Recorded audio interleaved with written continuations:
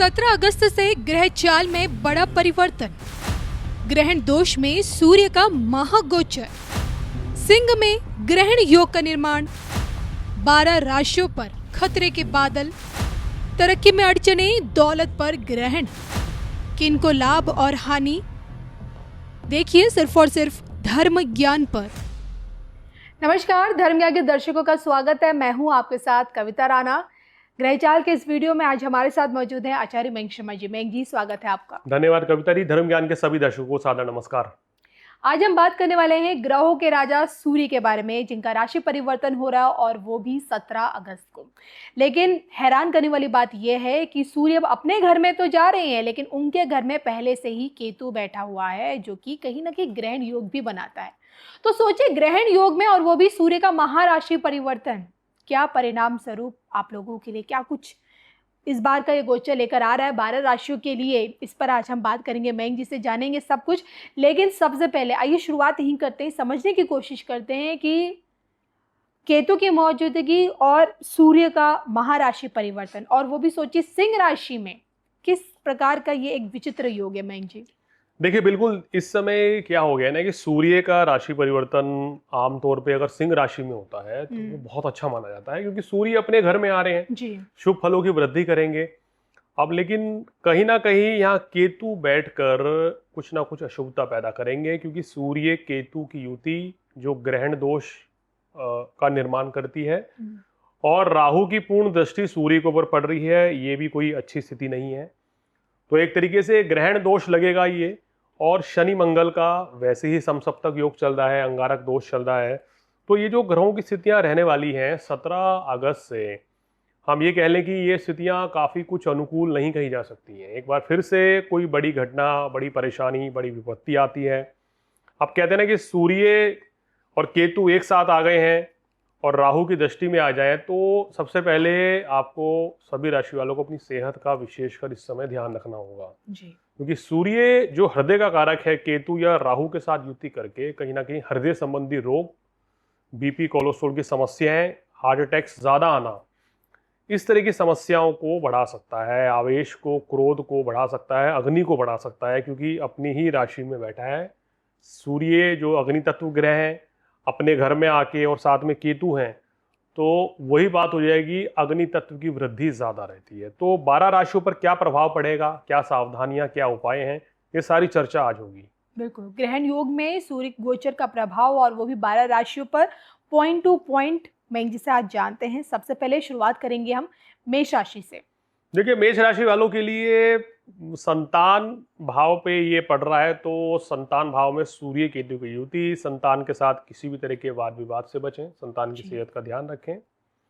छात्रों के लिए ये समय कैसा कहा जा सकता है, थोड़ा पढ़ाई लिखाई में ध्यान ज़्यादा फोकस करना पड़ेगा।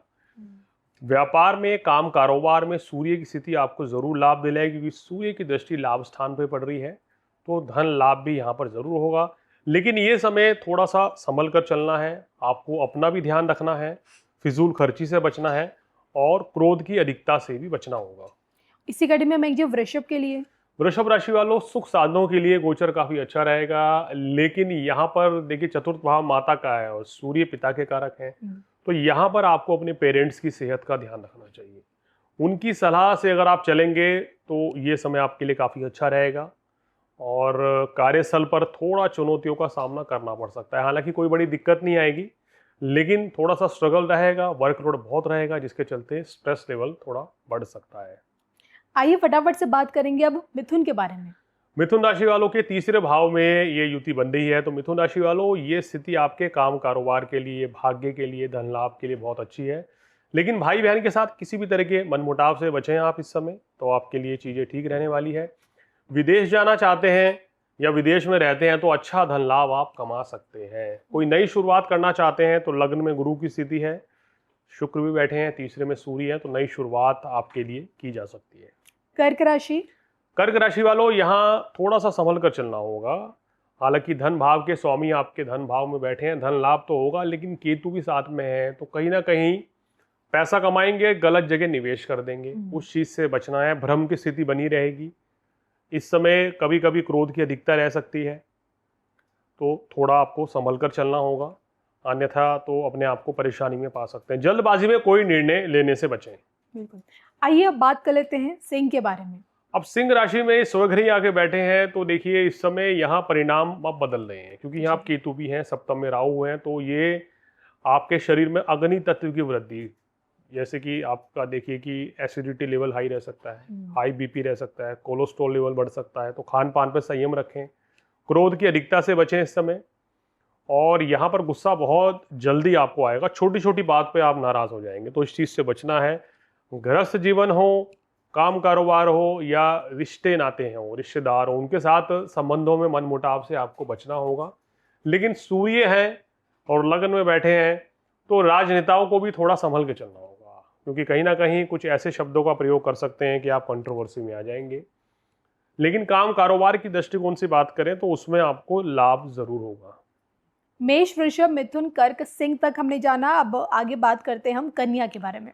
देखिए कन्या के लिए गोचर जो है बड़ा परेशानी देने वाला रह सकता है। सूर्य और केतु 12वें भाव में, ये अनायास खर्चों की वृद्धि हो सकती है जी। आपको अपनी फादर की सेहत का इस समय ध्यान रखना चाहिए। अगर आप किसी भी ऐसी कंपनी में काम करते हैं जहां अग्नि से संबंधित या मशीनरी वर्क है, तो आपको बहुत सावधान रह के कार्य करना है। कोई लापरवाही, कोई दुर्घटना हो सकती है, इस समय थोड़ा संभल के चलें। और कहीं ना कहीं वाहन इत्यादि भी आपको संभल कर चलाना है कन्या राशि वालों। तो सूर्य का गोचर जो है आपके लिए इतना उत्तम नहीं है, और इस समय धन का निवेश मत कीजिए, अन्यथा तो वो पैसा जो है वो डूब भी सकता है।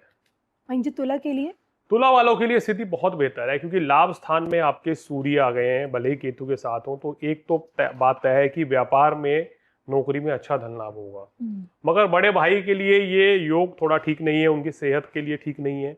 बड़े भाई के साथ आपके रिश्ते कुछ खराब हो सकते हैं, या कभी कभी कोई बहस हो सकती है इस आने वाले पूरे एक महीने में, तो इस चीज़ का ध्यान रखें।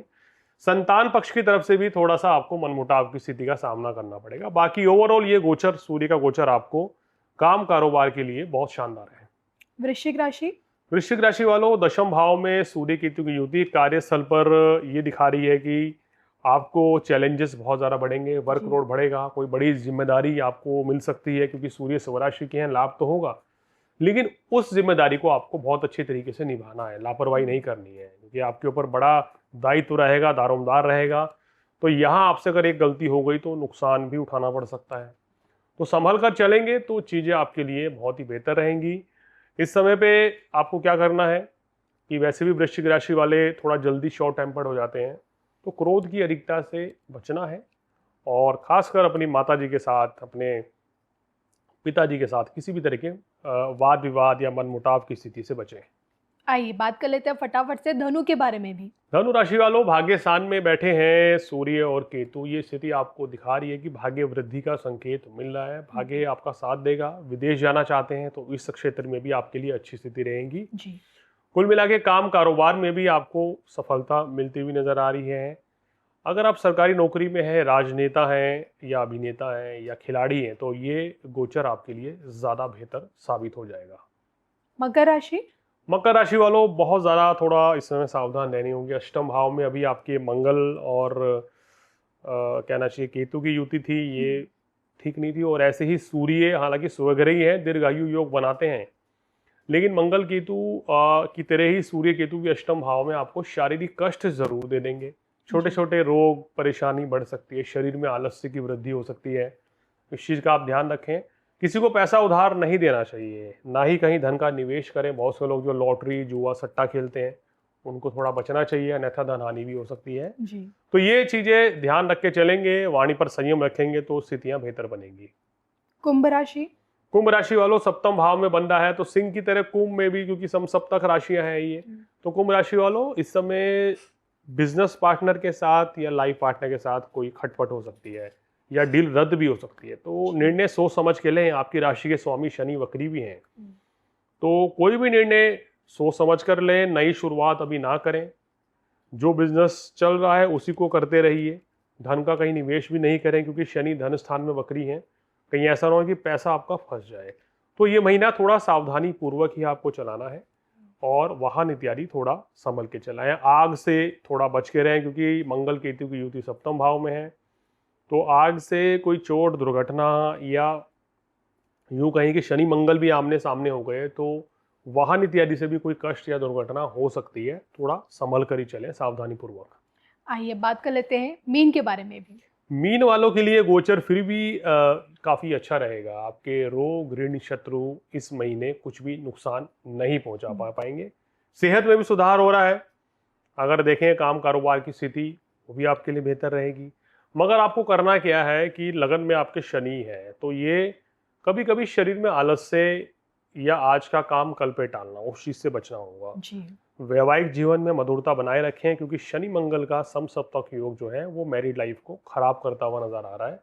तो यहाँ कुछ भी ऐसा ना करें जिसकी तरफ से आपके घर परिवार में या वैवाहिक जीवन में या आपके काम कारोबार में कोई चीज़ें खराब हो या कोई डील रद्द हो जाए। बिल्कुल।